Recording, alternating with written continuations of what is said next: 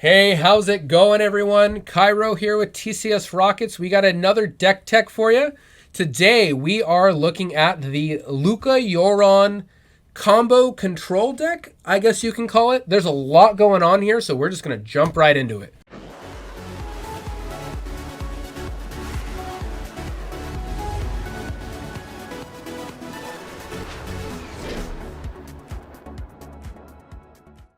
First and foremost, we are a companion deck, so we are playing Yoron, Sky Nomad. Yoron is a 5-mana 4/5 flyer with the companion ability. This reads, your starting deck contains at least 20 cards more than the minimum deck size. So that means we're playing an 80-card deck. And then the payoff for playing the 80-card deck is when Yoron enters the battlefield, exile any number of other non-land permanents you own and control. Return those cards to the battlefield at the beginning of the next end step. So it is ultimately a value engine to effectively flicker anything we have with an amazing enter the battlefield ability. As you see through the deck tech, we have no shortage of that in this deck. So let's hop into it. First up, we are playing 4 copies of The Birth of Meletus. The Birth of Meletus is a 2-mana enchantment saga. So the way sagas work is when they come into play, they get a counter. You do the first chapter, and then at the beginning of your first main phase, for the following turns, it gets another counter, which represents each chapter of its saga, until you do the final chapter, at which point you then sacrifice the enchantment. So what this one does is first, we get to search our library for a basic Plains card, reveal it, put it into our hand, shuffle our library. So it's a very good card in the fact that we can keep 2 landers if we have it because it guarantees our 3rd land. The next ability is create a 0/4 colorless wall artifact creature token with Defender. So this will help us not die to aggro decks in the early game and has a little bit of synergy with Lukka, who we'll get into later. And the final mode is to gain 2 life. And that mode is pretty good. If we're up against an aggro deck, it helps us survive for usually an extra turn. And it can get us out of a bind every now and then. The next card is Omen of the Sea. Omen of the Sea is a 2-mana enchantment with Flash. When it enters the battlefield, we get to scry 2 and draw a card. Very similar to Preordain. And then for 2 and a blue, we can sacrifice the Omen to, again, scry 2. This card is super powerful with Yoron. If we can stack 2 or 3 of these up before we play Yoron, we usually get to sculpt the perfect hand because we are scrying anywhere from 4 to 6 and drawing anywhere from 2 to 3 cards, which is very powerful in the late game. We are also playing 2 copies of Omen of the Sun.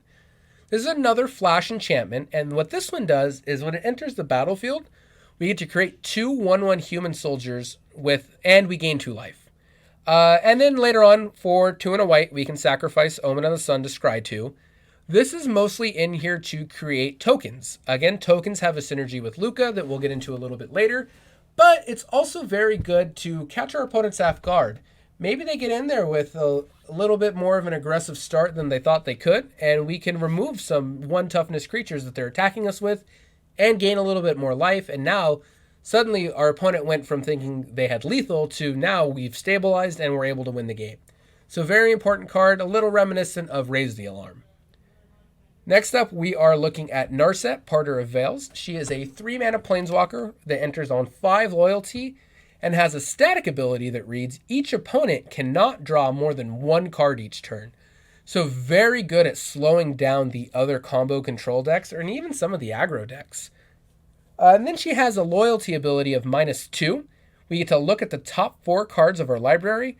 We may reveal a non-creature, non-land card from among them and put it into our hand, and we put the rest on the bottom of our library. So in this deck, we only have 3 creatures, and we do not care if it ends up on the bottom of our library, and we're going to cover why once we get to Lukka. But before that, we have Teferi Time Raveler. Teferi Time Raveler is a 3-mana planeswalker. He enters on 4 loyalty, and he also has a static ability. His static ability reads, each opponent can cast spells only anytime they could cast a sorcery. So in more simpler terms, our opponent is now unable to play instant speed, period. No flash, no instants. Those can only be played on main phases on an empty stack. He also has a +1 that says until our next turn, we may cast sorcery spells as though they had flash. So not only does he slow our opponent down, he speeds us up by a lot. And finally, he has a -3 to return up to one target artifact, creature, or enchantment to its owner's hand, draw a card. So this is important for bouncing our opponent's Fires of Invention. Maybe they have a creature or an enchantment or creature or artifact we can't necessarily deal with. Or maybe we want to return our own enchantment, such as an Elspeth Conquers Death to our hand. So that's a lot of utility in a single ability, and we get to draw a card off of it. So very powerful Planeswalker overall. The next Planeswalker in the deck is Elspeth, Sun's Nemesis. She is a 4-mana Planeswalker that enters on 5 loyalty, and no static ability, but 3 loyalty abilities. The first one is -1, up to 2 target creatures you control get +2/+1 until end of turn. So nice and aggressive if we want to take that route. Or for -2, we can create 2 1/1 white human soldier creature tokens, which has synergy with Lukka, which again we'll get to in a second. And finally, for -3, we can gain 5 life. She also has the escape ability. For 6 mana and exiling 4 cards from our graveyard, we can play her again. So she is, I believe, the one and only Planeswalker that we can just constantly recur from our graveyard, and sometimes she can win the game all by herself. Another very powerful Planeswalker. Then we are playing 4 Shatter the Skies. It is a 4-mana sorcery. It reads, each player who controls a creature with power 4 or greater draws a card, then destroy all creatures. So this is Wrath of God with a downside. The downside being if our opponent has a very big creature, they draw a card off of it. However, Wrath of God is so powerful, in this case Shatter the Sky, that we do not care if they get a card off of it. 4 mana to destroy all creatures is exactly what we need. Next up, we are playing Mythos of Aluna. Mythos of Aluna is a 4-mana sorcery that says, create a token that's a copy of target permanent. If a red and a green was spent to cast this spell, instead create a token that's a copy of that permanent, except that token has, when this permanent enters the battlefield, if it's a creature, it fights up to 1 target creature you don't control. So this card is mostly in here to copy Agent of Treachery for another Enter the Battlefield ability. However, sometimes we can use that agent to remove another creature. So it's very powerful. We can also use this to copy a Yoron if it was able to survive, to then double up on its Enter the Battlefield ability, and suddenly we're snowballing out of control, and we tend to win the game, because from there, we're flickering an Omen of the Sea, we're flickering Elspeth Conquers Death, we're flickering our Planeswalkers to reset their loyalty, and it just gets very powerful very quickly. So Mythos of Aluna is a powerhouse. I love this card, and it might even be probably one of the more powerful cards in this deck.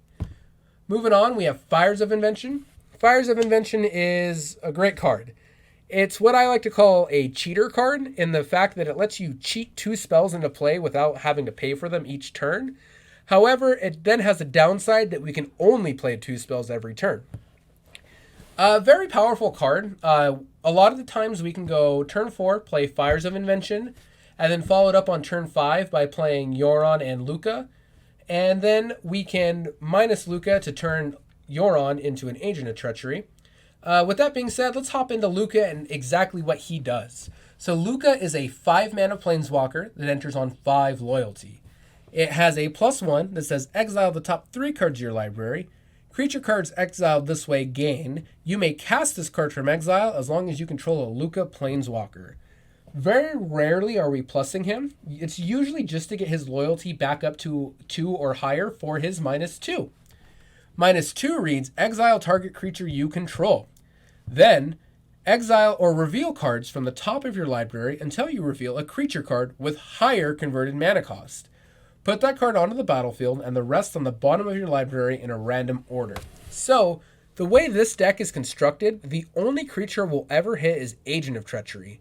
And the creatures that we're exiling to get to Agent of Treachery are all made by our token generators. So the big payoff in this deck is to get early tokens, play a Lukka on turn 5, and then turn it into an Agent of Treachery. For those of you who don't know, Agent of Treachery is a 7-mana 2/3 that reads, when Agent of Treachery enters the battlefield, gain control of target permanent. And then it has another ability that if it's triggering, you're probably going to win the game already anyways, but it says at the beginning of your end step, if you control 3 or more permanents you don't own, draw 3 cards. So very powerful, but if we're at that stage in the game, we're more than likely going to win anyways. So yep, we use Lukka to turn our tokens into Agent of Treacheries. And then if we ever get Lukka to 7, which I haven't really managed to do in this deck, but it's possible, we can have each creature we control deal damage equal to its power to each opponent. So it's what I like to call a win the game ultimate, where we effectively -7, and if we have roughly 20 or more power in play, we win the game. This deck doesn't tend to do that, and we honestly don't even tend to get to 7 loyalty with Lukka anyways. We've already covered Agent of Treachery, which is the overall combo card with Lukka, but we are playing one more card, and that is Shark Typhoon. Super cool card based off the iconic film Sharknado. But what it is a 6-mana enchantment, and it reads, whenever you cast a non-creature spell, create an XX blue shark creature token with flying, where X is that spell's converted mana cost. It then has cycling for X, a 1, and a blue. So X can be any number we can pay. And it says, whenever you cycle Shark Typhoon, create an XX blue shark creature token with flying. This card is very cool, because if we ever get to a point in the game where we have an empty board, but a Shark Typhoon, Lukka will create a token when we cast him, and that token itself will be able to be turned into an Agent of Treachery with Lukka's -2. So this card is effectively a late game win con and a way we can guarantee we always have a target for Lukka. Let's jump over to the lands real quick. We are playing 3 Castle Ardenvels. This is again to ensure we have a token for Lukka. 3 Plains, 2 Castle Vantress to scry to ensure that we're drawing well. We are an 80 card deck, so any deck manipulation is huge. 2 islands, 1 mountain, 4 hollowed fountains, 4 steam vents, 4 sacred foundry, 3 Katria triomes, and 4 Ragrun triomes, as well as 4 fabled passages. And all these essentially are to make sure that we can hit all of our colors. We are playing an 80 card deck, and it is a 3 color deck. So making sure our consistency is at a peak is very important. Finally, let's jump into the sideboard. We are playing 2 Drannith Magistrate. Drannith Magistrate is a 2-mana 1/3 that reads, your opponents can't cast spells from anywhere other than their hands. So this is very important. It does a lot of work in the current meta. It means our opponent cannot cast their companion, they cannot cast their adventure spells from exile, and they can't play spells from their graveyard. So very important, and it's very good at slowing our opponents down while not affecting us in any way. Then we are playing 3 Scorching Dragonfire. Scorching Dragonfire is very good against the various black decks that have a lot of creatures coming back from the graveyard. What Scorching Dragonfire does is it does 3 damage to target creature or planeswalker. If that creature or planeswalker would die this turn, exile it instead. Not only is this good at removing creatures, but if we can hit our opponent's planeswalkers, they will not be able to get them back with their own Elspeth Conquers Death because of the exile clause. Next up, we are playing 2 Dovin's Veto. Dovin's Veto is a uncounterable negate, effectively. It can't be countered, and it counters target non-creature spell. We're playing 3 Mystical Disputes, which is a 3-mana instant that costs 2 less if it targets a blue spell, and then we counter target spell unless its controller pays 3. We bring both Dovin's Veto and Mystical Dispute in against other combo/control/midrange decks to make sure that we can stay ahead and they can't necessarily catch up, or we can catch up and there's not too much they can do about it. So these spells do a lot of work. Next up, we're playing 2 Deafening Clarions. It's just another board wipe we can board in. It does 3 damage to each creature, or creatures we control gain lifelink, or we can choose both modes, and we do 3 damage to everything, and creatures we control gain lifelink. Finally, we're playing 2 copies of Dream Trawler. Dream Trawler is a 6-mana 3/5 with flying and lifelink. Whenever we draw a card, Dream Trawler gets +1/+0 until end of turn. Whenever Dream Trawler attacks, we draw a card, and then we can discard a card to give it hexproof, and we tap it. So it is a very hard creature to remove. It gains us life, it has flying, it draws us cards, so it tends to win us the game. It has all the right abilities to make sure that we can get ahead of our opponent, and it also makes sure we don't die in return. So one other card that we did forget to cover in the main deck was Elspeth Conquers Death. We got a little excited talking about Lukka, so let's cover that quickly. Elspeth Conquers Death is a 5-mana enchantment saga. So the first chapter is exile target permanent an opponent controls with converted mana cost 3 or greater. Then at the beginning of the next turn's first main phase, we trigger the second chapter, which reads, non-creature spells your opponent's control cost 2 more until your next turn. So it's a good way to slow our opponent down while we're trying to do our thing by taxing each spell they play. And finally, the third chapter is return target creature or planeswalker card from your graveyard to the battlefield. Put a 1/1 counter or a loyalty counter on it. So this is very good at returning an Agent of Treachery that may have died for another enter the battlefield or trigger. Bringing back a Lukka so we can then turn our tokens into another agent. Bringing back Teferis that have died so our opponents can't interact with us.